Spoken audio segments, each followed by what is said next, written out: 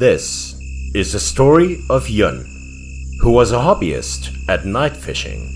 As soon as he had time, Yun would immediately go fishing to relax because the studying was very stressful and the work schedule was hectic. Next to Yun's place, there was a big hydroelectric dam. There were a lot of fish, and it also was very quiet. Every week, Mr. Yun went there to night fish. Yun said he wouldn't need a wife or anything else if he was given a fishing rod and bait. He was truly a fishing maniac. One day, while preparing to go under the dam to fish, suddenly Yun heard someone's sobs. Turning around and looking around for a moment, he saw 3 people sitting, burning paper money and offering fruit. They also turned to look at him. They must have wondered why people still came to this desolate place at this hour. They were crying furiously, looking very sad. Yun didn't know what was going on either. Yun was also a bit curious, but he thought he shouldn't care about other people's business like that. So, he picked up his fishing gear and started to go to a lower place next to the water to make it easier to fish. He took the bait from his pocket and hooked it on the hook. After finishing preparing, Yun glanced up. He saw that the 3 people from earlier had also packed up and started to leave. That day, the water surface was very smooth. A few hours had passed. Yun still hadn't caught any fish, but he was still patiently waiting. It was getting darker and darker, and now only Yun was there. That day was Yun's worst day of fishing, as more than 3 hours had passed without any fish, leaving him a bit depressed. Yun pulled out his phone from his pocket, intending to play some music to ease his boredom. But Yun still had no intention of going home because he was determined to catch 1 fish at least today. Suddenly, Yun heard a noise behind him, causing him to quickly turn around to look. There seemed to be a shadow of someone where the 3 people burned the banknotes a while ago. Yun thought to himself, could someone still come to burn paper money at this time?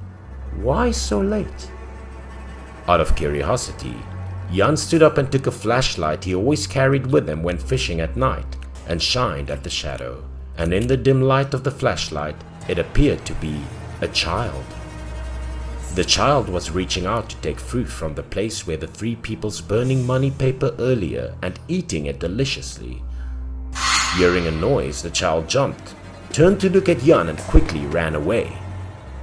Well, right now, Mr. Yun was adjusting the flashlight to shine further so that he could see the child's face and plan to talk to him. He wanted to know why the child was still outside, like this because it was late at night. But after adjusting the flashlight, Yun looked back to the place where the child was, and the child was no longer there. Yun felt a bit strange at this moment, because he had encountered some unusual things tonight. No one ever came to this dam the night before.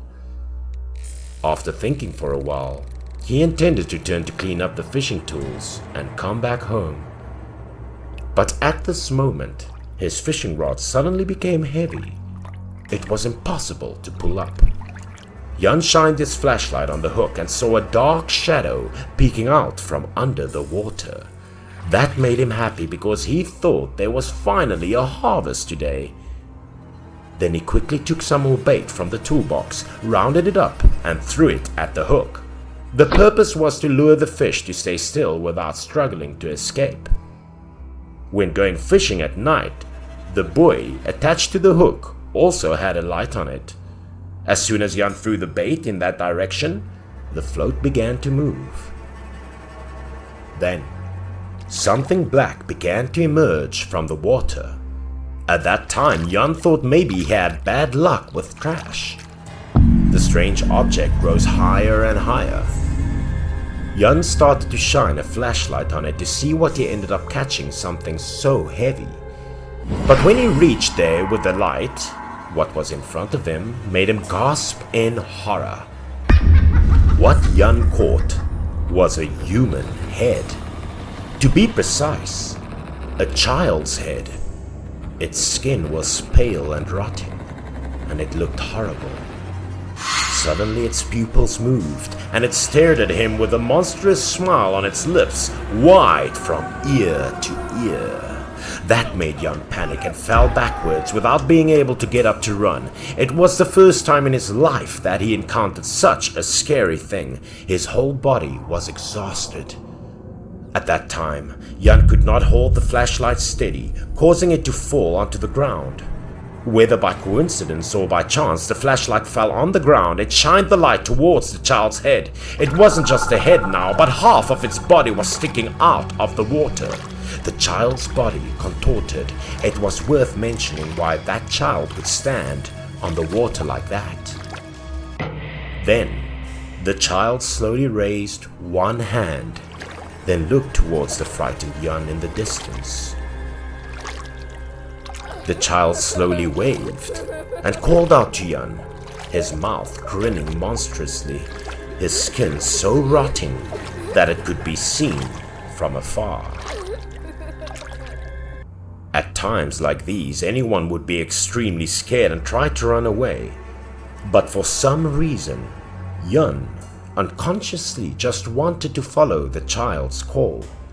Then, Jan suddenly stood up again and walked into the direction of the ghost child. Jan couldn't control his body and mind at that time. He just wanted to go fast to get there with the child. One step, then two steps. Jan walked slowly like a puppet being controlled. He went near the water. No one knew he was there, and this dam was very big and the water was extremely deep. Suddenly at that moment, Jan's chest felt like it was hit by something, making him suddenly wake up from that pain. At this moment, Jan seemed to have just come out of a dream. He hurriedly touched his chest and suddenly remembered that there seemed to be a necklace around his neck. The necklace was taken by his mother at the temple. He had always worn it with him since he was a child. When Jan took it out to see, the pendant was a broken image of Guanyin Buddha. This pendant was made of monolithic marble.